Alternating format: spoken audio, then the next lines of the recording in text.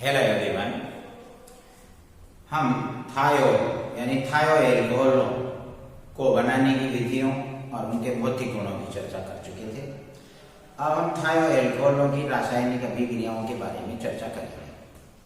थायो एल्कोहलों की रासायनिक अभिक्रियाएं एल्कोहलों के समान ही होती है, क्योंकि एल्कोहलों का O सिंगल बॉन्ड H बंध लगभग थायोलों के S सिंगल बॉन्ड H बंध से मिलता जुलता है। हाँ, S सिंगल बॉन्ड H बंध में सल्फर का आकार बड़ा होता है, विद्युतीयता कम होती है, इसीलिए ऑक्सीजन की अपेक्षा अधिक आसानी से ऑक्सीकृत हो सकता है। अतः एल्कोहलों का और थायोलों का ऑक्सीकारकों के प्रति व्यवहार भिन्न भिन्न जरूर होता है, लेकिन अन्य अभिक्रियाओं में ये परस्पर एक दूसरे से समानता दर्शाते हैं। अब जहां तक अपन पहली बात करें, एल्कोहल भी अम्लीय प्रकृति के होते हैं। जो हमने पढ़ा था कि एल्कोहल सक्रिय धातुओं के साथ अभिक्रिया करके हाइड्रोजन गैस मुक्त करते हैं, लेकिन एल्कोहल काफी दुर्बल अम्लीय प्रकृति के होते हैं। ये क्षारों के साथ क्रिया करके लवण नहीं बनाते हैं, कार्बोनेटों हाइड्रोजन कार्बोनेटों के साथ क्रिया करके CO2 गैस मुक्त नहीं करते हैं। हाँ, थायोल भी सक्रिय धातुओं के साथ अभिक्रिया करके हाइड्रोजन मुक्त करेंगे। इसके साथ ही क्षारों के साथ क्रिया करके ये मर्केप्टाइड लवण भी बनाते हैं। इन अभिक्रियाओं से ये ज्ञात होता है कि थायोल एल्कोहलों की अपेक्षा अधिक अम्लीय होते हैं। तो जैसे सोडियम धातु की अभिक्रिया कराएं एथिलीन थायोल की, तो C2H5 प्लस Na, तो H की जगह पर Na प्रतिस्थापित हो जाएगा, तो C2H5Na plus half H2 hydrogen gas मुक्त हो जाएगी। इसी प्रकार से एथिलीन थायोल की क्षार के साथ अभिक्रिया कराएं NaOH के साथ, तब भी मर्केप्टाइड लवण बनेगा C2H5Na और जल निकल जाएगा। तो इस प्रकार ये धातुओं के साथ क्रिया करके मर्केप्टाइड लवण बनाते हैं और क्षारों के साथ क्रिया करके भी मर्केप्टाइड लवण बनाते हैं।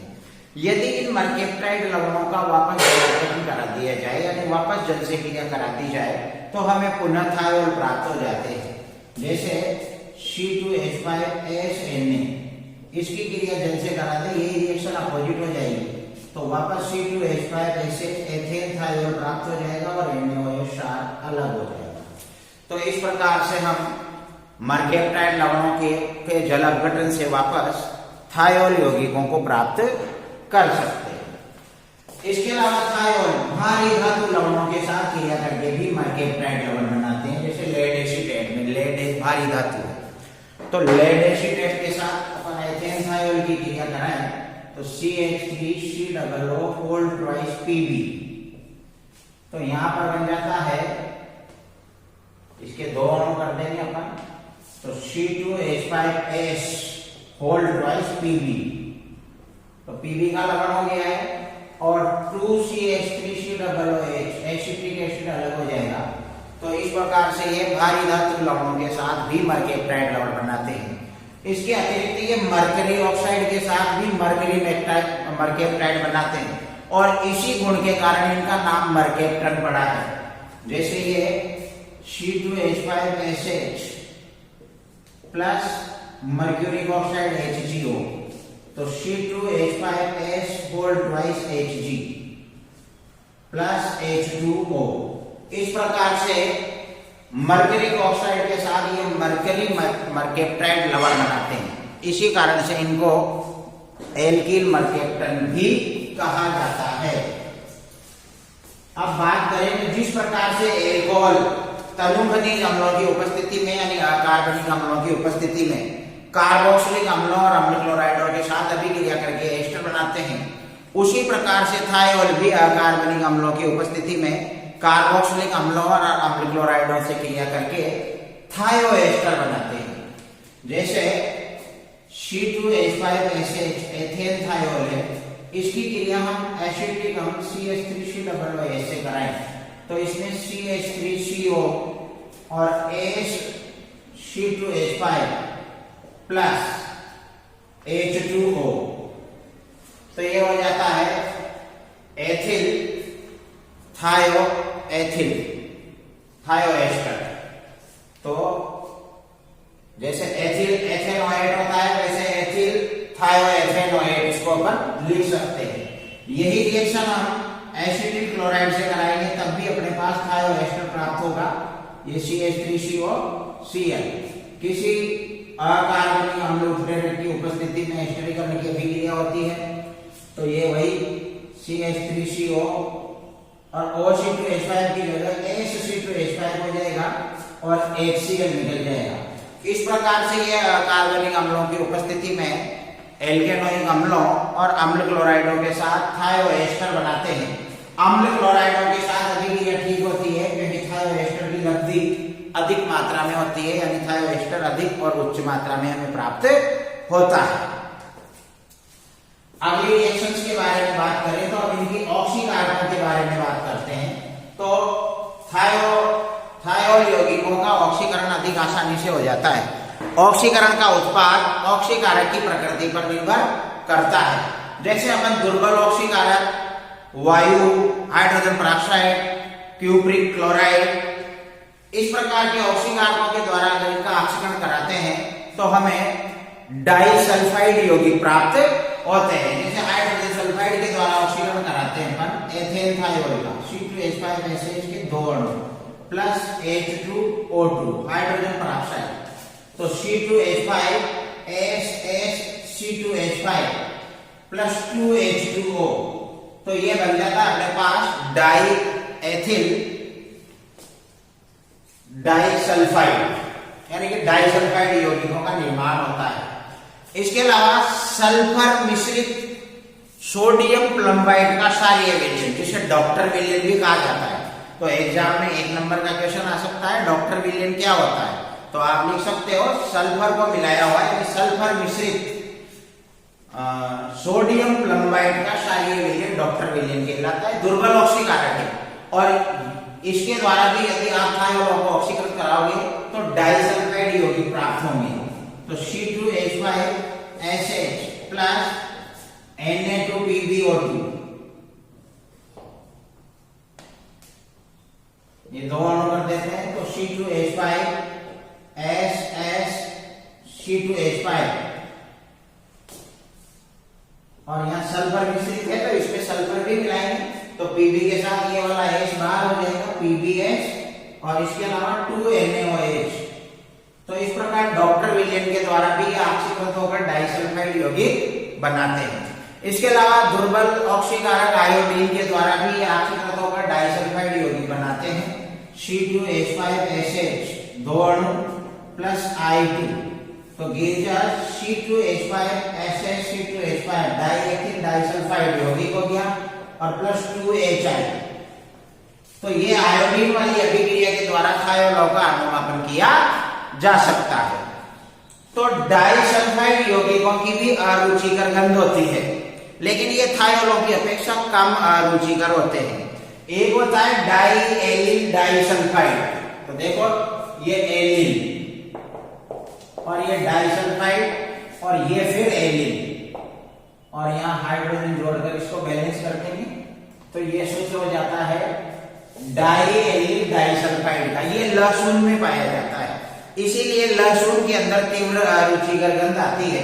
तो आपके 1 नंबर का क्वेश्चन यहाँ भी बनता है लहसुन में पाए जाने वाले यौगिक का नाम, तो आप लिखोगे डाइएलिल डाइसल्फाइड, ये लहसुन में पाया जाने वाला यौगिक है। अब यदि अपन प्रबल ऑक्सीकारकों के द्वारा इसके ऑक्सीकरण की बात करें तो प्रबल ऑक्सीकारकों द्वारा जैसे नाइट्रिक अम्ल हो गया, पैराआयोडिक अम्ल हो गया, तो प्रबल ऑक्सीकारकों के द्वारा ये सल्फोनिक अम्लों में ऑक्सीकृत हो जाते हैं। जैसे C2H5SH, तो पहले एक नवजात ऑक्सीजन से ऑक्सीकरण होगा तो ये हो जाएगा C2H5SOH, फिर इसको आगे ले लो तो C2H5SOH का फिर एक और नवजात ऑक्सीजन द्वारा ऑक्सीकरण होगा तो C2H5S≡OH, और अभी सल्फर में नित्य डिकर्षक है तो ये अभी एक और ऑक्सीजन से एकाकी इलेक्ट्रॉन युक्त ग्रहण कर सकता है, इसी वजह से इसका एक बार और ऑक्सीकरण हो जाएगा तो C2H5S≡OH, तो SO3H यानी सल्फोनिक अम्ल, तो ये एथिल सल्फोनिक अम्ल प्राप्त हो गया। ऑक्सीकारक के रूप में आप प्रबल ऑक्सीकारक सांद्र HNO3 का यूज कर सकते हो, पैराआयोडिक अम्ल का यूज कर सकते हैं। इस प्रकार से दुर्बल ऑक्सीकारकों के द्वारा तो डाइसल्फाइड यौगिकों में ऑक्सीकृत होते हैं, परंतु प्रबल ऑक्सीकारकों के द्वारा ये संकोनिक अम्लों में ऑक्सीकृत हो जाते हैं। इनके अलावा यदि इनका विसल्फरीकरण कराना है तो रानी निकल उत्प्रेरक की उपस्थिति में इनका विसल्फरीकरण हो जाता है और हाइड्रोकार्बनों के रूप में एल्केन प्राप्त होते हैं।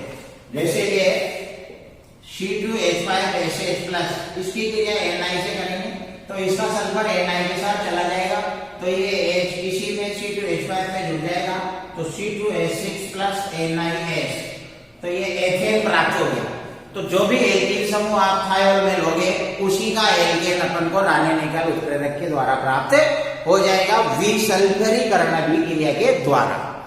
अच्छा, एल्कोहलों के बारे में अपन ने पढ़ा है सेकेंड ईयर क्लास में का एल्कोहल जो होते हैं एल्डिहाइडों के साथ क्रिया करके एसिटेल बनाते हैं और कीटोनों के साथ क्रिया करके कीटेल बनाते हैं।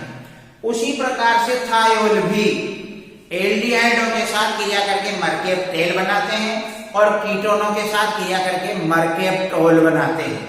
जैसे ये एसिड एल्डिहाइड लेते हैं अपन CH3CHO, ये एसिड एल्डिहाइड है, एसिड एल्डिहाइड, इसकी क्रिया अपन एथेन थायोल से कराते हैं, C2H5SH के दो अणु, और ये क्रिया शुष्क HCl गैस की उपस्थिति में होती है, तो ये H2O निकल जाएगा, तो यहां पर CH3HC और C2H5 और C2H5 प्लस H2O, तो ये हो गया डाइएथिल मेथिल मर्केप्टाइल यानी कि मर्केप्टेल। तो इसको बोलेंगे अपन डाइएथिल मेथिल और मर्केप्टेल, क्योंकि एल्डिहाइडों के साथ एल और कीटोनों के साथ मर्केप्टोल, तो एसिड एल्डिहाइड की जगह अपन एसीटोन लेकर देखते हैं, तो ये एसीटोन हो जाएगा और ये दो अणु एथेन थायोल के लेते हैं, वही शुष्क HCl गैस की उपस्थिति में जल निकल जाएगा, तो CH3 C के साथ HC2H5 और HC2H5 प्लस H2O, तो ये हो जाएगा डाइएथिल और ये डाइमेथिल, और चूंकि कीटोन से प्राप्त हुआ है इसलिए मर्केप्टेल की जगह मर्केप्टोल, तो ये होता है डाइएथिल डाइमेथिल मर्केप्टोल।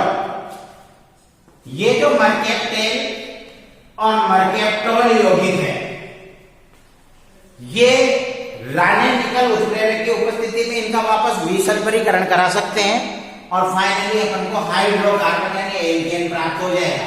जैसे अपन डाइएथिल मेथिल मर्केप्टेल को लेते हैं HC2H5 और ये HC2H5, तो 2Ni, तो विसल्फरीकरण होगा, दोनों H Ni के साथ चले जाएंगे और C2H5 एक एक हाइड्रोजन मुक्त करके कार्बन को दे जाएंगे और एथीन के दो अणु, तो ये CH3 और C के इधर H है और दो हाइड्रोजन यहां से आ रहे हैं, तो CH3 एथेन बन गया प्लस 2C2H4 बन गया और 2NiH बन गया। तो इस प्रकार से मर्केप्टेल और मर्केप्टोल यौगिकों को रानी निकल द्वारा एल्केनों में अपचित किया जा सकता है। जैसे अपने एसिटेल और मर्केप्टेल एसिटेल और कीटेल यौगिकों को हाइड्रोकार्बनों में अपचित किया था, बिल्कुल उसी प्रकार से रानी निकल उत्प्रेरक की उपस्थिति में यहाँ मर्केप्टेल और मर्केप्टोलों को पुनः एल्केनों में अपचित किया जा सकता है। अब मर्केप्टेल यौगिकों का क्या उपयोग है? तो अगर किसी एल्डिहाइड को अम्लीय विलयन में रखना है तो हम जानते हैं कि एल्डिहाइड आसानी से कार्बोक्सिलिक अम्लों में ऑक्सीकृत हो जाएंगे, तो एल्डिहाइडों को अम्लीय माध्यम में रखना आसान नहीं है। लेकिन अगर अपन को आवश्यकता पड़ जाए, कोई अभिक्रिया करवानी है या उनको सुरक्षित रखना है, तो यानी अम्लीय विलयन में रखना है, तो हम क्या करेंगे, तो उस एल्डिहाइड को पहले मर्केप्टेल में परिवर्तित कर देंगे।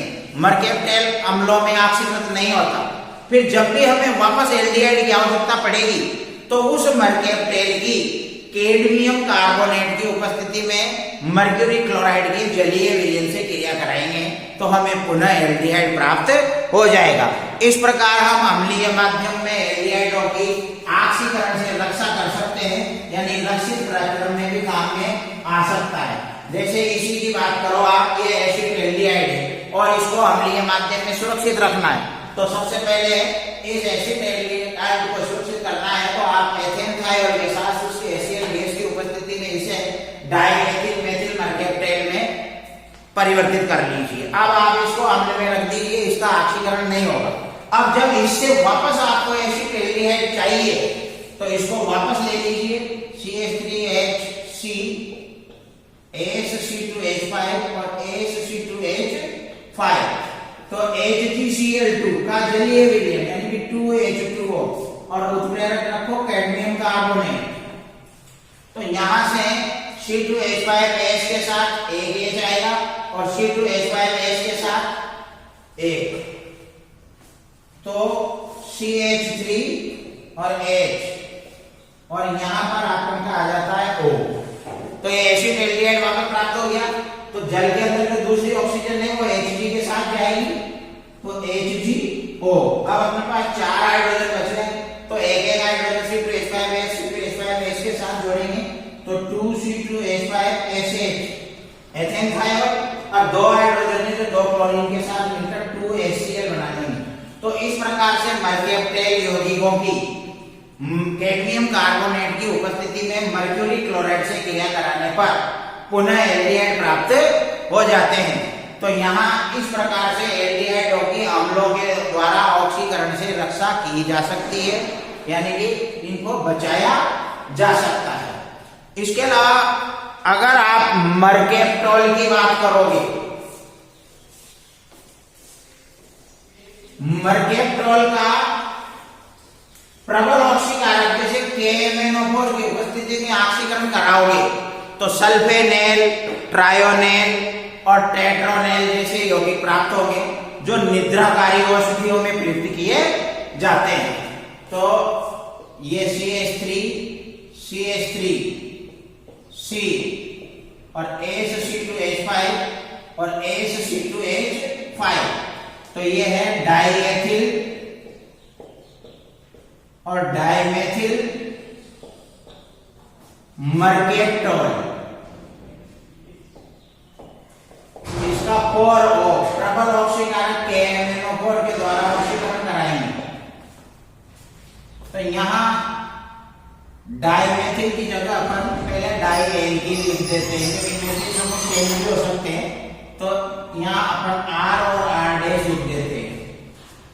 अब R और R डैश, तो C और S के बाद 2 यानी कि SO2C2H5 और S के बाद 2 यानी कि SO2C2H5, चारों ऑर्गन ने जोड़ दिए। तो इस प्रकार से प्रबल ऑक्सीकारकों के द्वारा इनका ऑक्सीकरण हो गया। अब यदि R और R डैश की जगह पे हम केवल मेथिल समूह लेते हैं तो फिर इनको अपन बोलेंगे सल्फेनेल। और अगर R और R डैश में एक की जगह पे मेथिल लेते हैं और एक की जगह पर एथिल लेते हैं तो 3 एथिल हो जाएंगे, इसलिए इसको बोलेंगे ट्रायोनेल। और अगर R और R डैश की जगह पर हम दोनों ही जगह पर एथिल लेते हैं तो 4 जगह एथिल हो जाएंगे, इसलिए इनको बोलेंगे टेट्रोनेल। इस प्रकार से R और R डैश की जगह जो एल्किल समूह अपन में इसमें प्रतिस्थापित कराएंगे, लिखेंगे, उसी के आधार पर इसका नाम पड़ेगा। दोनों R यानी R और R डैश के स्थान पर मेथिल लिखने पर सल्फोनेल, एक जगह मेथिल एक जगह एथिल लेने पर ट्रायोनेल और दोनों जगह एथिल लेने पर टेट्रोनेल यौगिक बनेगा। और ये सभी यौगिक निद्राकारी औषधियों में प्रयुक्त किए जाते हैं। इसके बाद उपयोग की बात करें तो हम जानते हैं थायोल यौगिकों में अरुचिकर गंध होती है। तो एथिल मर्केप्टेन यानी कि एथेन थायोल को प्राकृतिक गैस के साथ में मिलाओ तो प्राकृतिक गैस के रिसाव का पता चल जाता है, क्योंकि गैस कहां से रिसाव ले रही है और हम उस रिसाव को दुरुस्त कर सकते हैं। इसके अलावा अनेक निद्राकारी औषधियां बनाने में भी इनका यूज किया जाता है। और थायोलो का तनु विलयन घाव को तीव्रता से भरने में सहायक होता है। तो इस प्रकार से थायोल यौगिक काफी महत्वपूर्ण होते हैं, काफी रासायनिक संश्लेषण इनके द्वारा किए जा सकते हैं और दैनिक जीवन में भी काफी उपयोगी होते हैं। इसके बाद हम ऑर्गेनोसल्फर कंपाउंड्स यानी कार्बोसल्फर यौगिकों के अगले भाग में थायोयूरिया को पढ़ेंगे और भी सल्फर यौगिकों को पढ़ेंगे, सल्फोनिक अम्ल, सल्फिनिक अम्ल वगैरह वगैरह। आज की क्लास के लिए इतना काफी है। धन्यवाद।